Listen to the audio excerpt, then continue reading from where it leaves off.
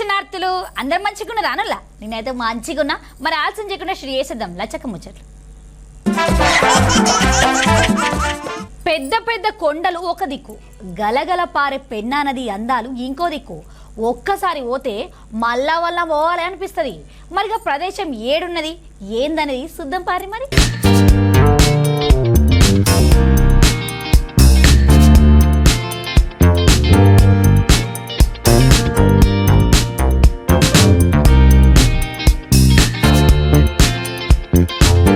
ఇగో గిడ డ్యాన్ చేసేటోళ్ళను చూసి రానుల్లా వీళ్ళంతా కూడా గండికోట ఎర్రమల కొండల నడుమ పెన్నేటి అందాలను తనివి తీరా ఆస్వాదిస్తాండ్రు. గండికోట అనేది కడప జిల్లా జమలమడుగు అనే ఊళ్ళకు దగ్గర పట్లుంటుంది. పెద్ద పెద్ద కొండను నడుచుకుంటా వంపులు తిరుక్కుంటా గలగల పారే పెన్నా నది అందాలను చూడాలంటే గండికోటకు పోవాల్సిందే. మళ్ళా నదికి రెండు వైపులా ఎత్తైన ఎర్రటి కొండల మీద సూర్యకాంతి పడేటప్పుడు అద్భుతంగా కానొస్తుంది. ఇక ఇది ఇట్లుంటే ఇక మేఘాలు అటు ఇటు కదిలి నీడ సుతస్తుంది. ఇక ఈ వెలుగు నీడల దోబూచులాట పెన్నాకి ఇంకింత అందాన్ని తీసుకొచ్చినట్టు చేస్తుంది.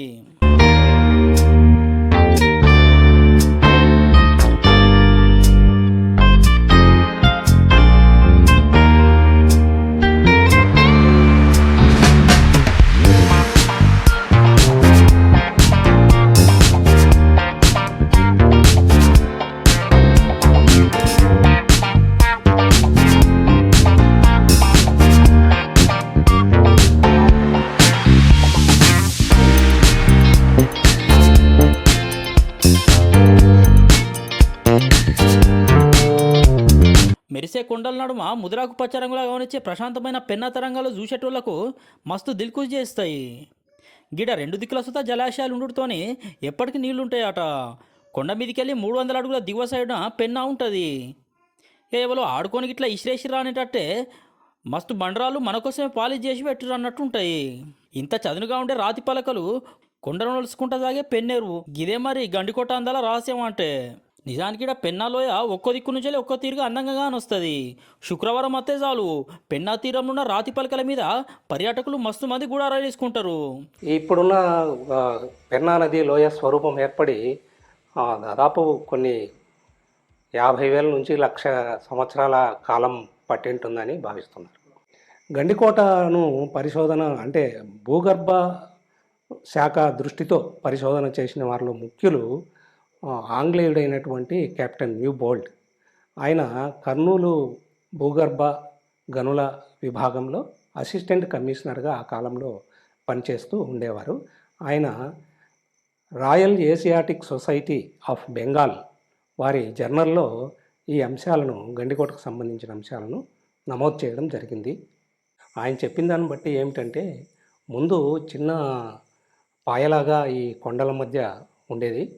తర్వాత కాలంలో క్రమక్రమంగా ఈ చిత్రావతి పెన్నా నదుల వరదల వల్ల ఈ కొండను తొలుచుకుంటూ మార్గం ఏర్పడడం వల్ల ఇది వెడల్పుగా తయారయ్యి ఒక ఎక్కడికైతే మెత్తగా ఉన్న ఆ కొండ భాగంలోని ఇదంతా కొట్టుకొని వెళ్ళి గట్టిగా ఉన్న ఆ అంచులు మిగిలి ఒక లోయలాగా ఏర్పడినాయని ఆయన చెప్పారు. వీడికి వచ్చి రాత్రిపూట మంటలు పెట్టుకొని ఆకాశంలో నక్షత్రాలు చూసుకుంటా గడిపే పర్యాటకులు పొద్దుగాలైతే పెన్నా నది అందాలు అట్లనే గండికోట కట్టడాలను అట ఇంకా పెన్నాలోయ చిత్రాన్ని చూసి మురిసిపోతా అంటారు.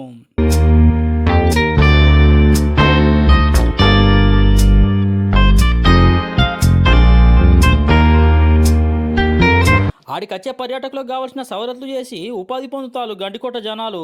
పర్యాటకులకే కాదుల్లో కొత్త జంటలతో చాలా ఇష్టమైన ప్రదేశం అట. అట్లానే హనీమూన్ కోసం అని అనుకున్నారు. పెళ్ళికి ముందు వీడియోలు తీసుకొని పెట్టుకుంటారు కదా కొత్త జంటలు, వాటి కోసం అన్నట్టు దినామిట్లా చాలా మంది వస్తారట కొత్త జంటలు. ఇక ఇక్కడ ఇంకో ప్రత్యేకత ఏంటిదనంటే సాహస క్రీడలు. చిన్న పడవలు నడుపులు కానుంచి మొదలు పెడితే కొండలు ఎక్కేదాకా ఇట్లా చాలానే ఉన్నాయి మళ్ళా. And we are conducting the all activity like luxury tent camping and normal camping, and we are conduct also adventure activity like rock climbing, rappelling, and water sport also kayakings and trekking. So we have certified instructors and certified from University of Mountaineering, NIM and HMI.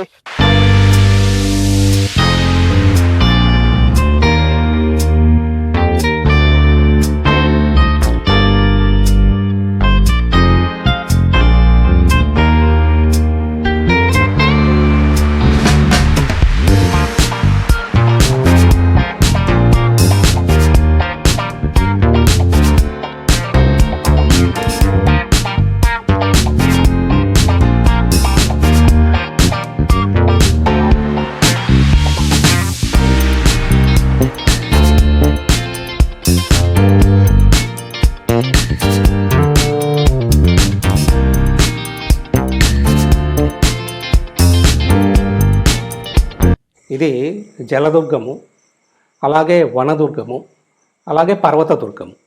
Jaladurgam అంటే 3 వైపులా నీటి ప్రవాహంతో రక్షణ కల్పించబడింది. తర్వాత వనదుర్గం అంటే ఈ అడవులు ఎక్కువగా ఉండడం అనేది శత్రువులకు దుర్భేద్యంగా ఉంటుంది కాబట్టి దాన్ని వనదుర్గంగా కూడా పిలుస్తారు. అలాగే పర్వతదుర్గం అంటే కొండల పైన ఉండటం వల్ల శత్రువులు చేరుకోవడానికి 3 వైపుల నుంచి ఎలాంటి అవకాశం లేకుండా ఉంది కాబట్టి ఈ కోట నిర్మాణం చేస్తే ఇక్కడ బాగుంటుందని అప్పట్లో కాకరాజు నిర్మాణం చేశారు.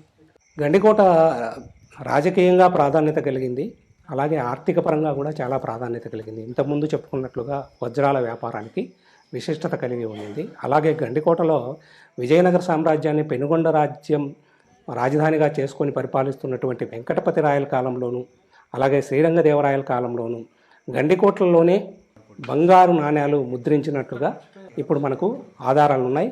గండికోట వరహ అనేది కూడా ఇప్పుడు కూడా మనము దాని సమాచారాన్ని కూడా అందుబాటులో ఉంది.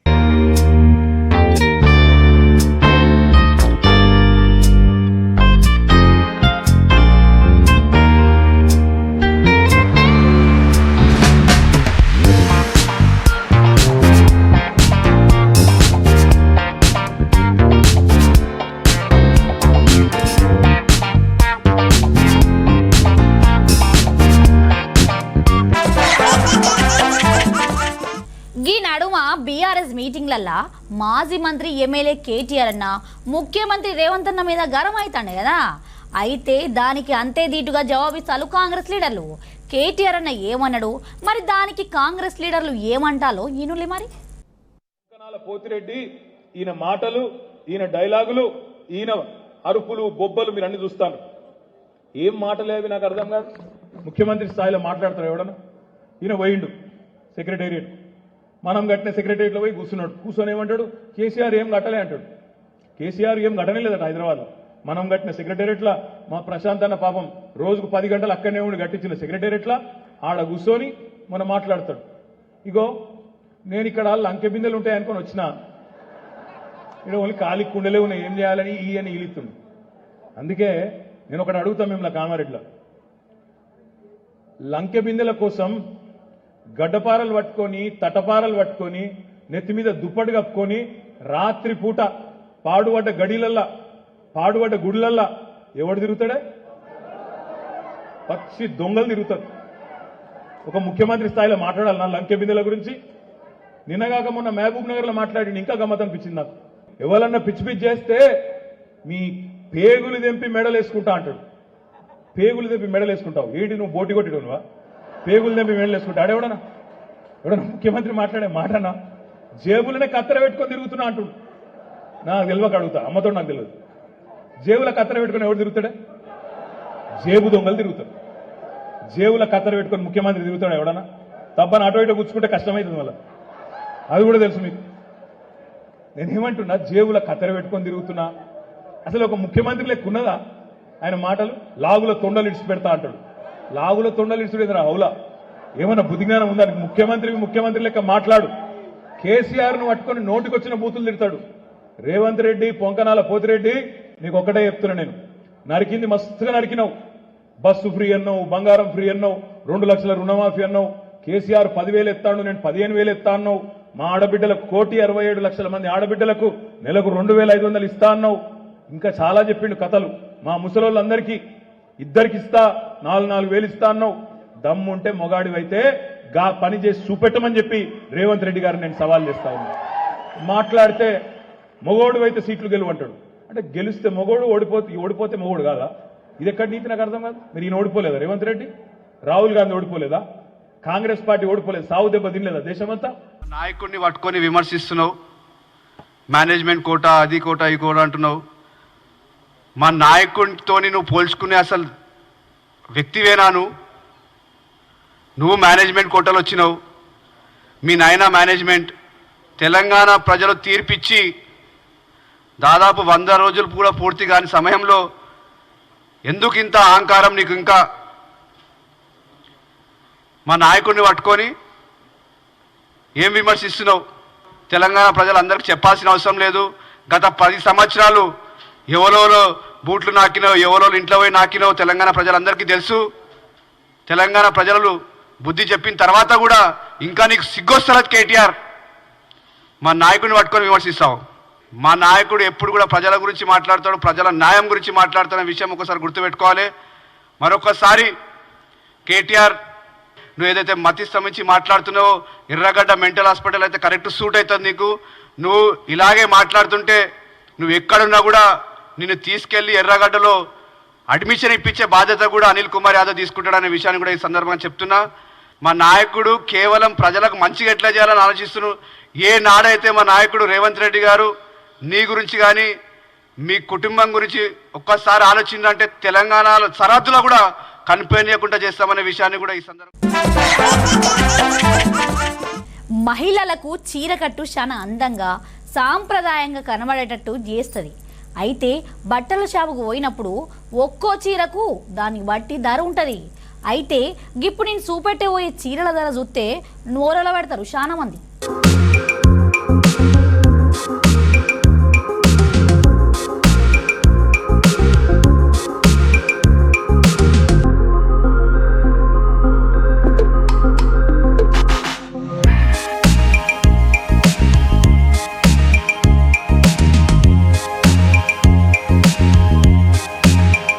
ఈ చీరని చూస్తాలు కదా, 50,000 కిందట గీ అవ్వ చూపెడుతున్నా గీ చీరే.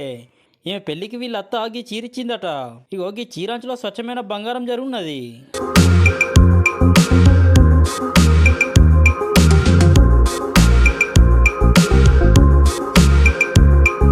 మధ్యప్రదేశ్లో చందేరి అనేది ఒక చిన్న పట్టణం. కాలం మారిన కొద్దీ ఆ పట్టణం సుధా మారుకుంటూ వచ్చింది. అయితే గాడ తయారయ్యే చందేరి చీరల ప్రత్యేకం మాత్రం ఇప్పటికి సుధా తగ్గలే. చందేరి కళకు 700 ఏళ్ల చరిత్ర ఉన్నదట. 1304 కూడా బీహార్ బెంగాల్ నుంచి వెళ్ళి కొందరు కళాకారులు చందేరికి వచ్చిర్రట. 17వ శతాబ్దం దాకా కూడా సర్కారు సాయంతో ఈ కళ అభివృద్ధి చెందుకుంటూ వచ్చింది. మరాఠా సామ్రాజ్యం విస్తరించుకున్నాక చందేరి చీరలు స్వర్ణయుగం మొదలైందనుకో రాదుర్రి.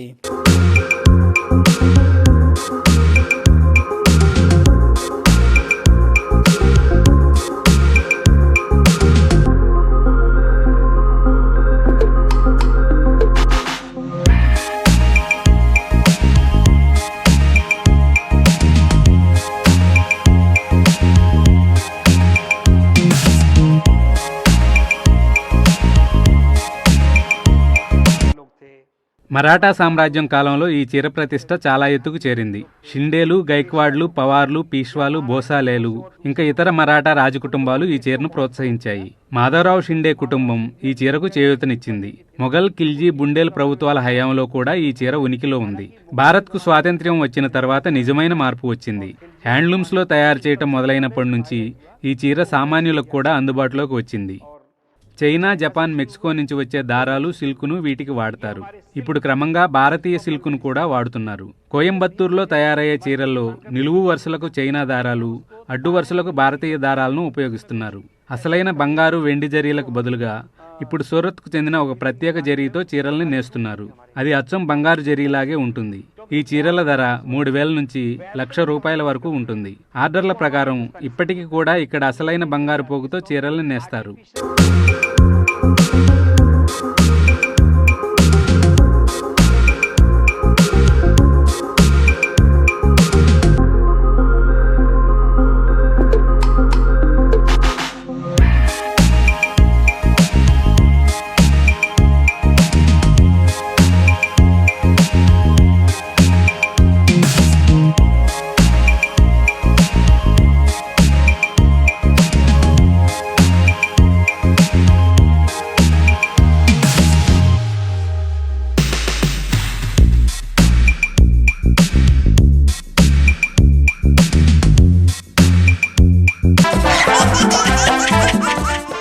చూసిరానులా గివ్వి మరి 7 లచ్చక ముచ్చట్లు.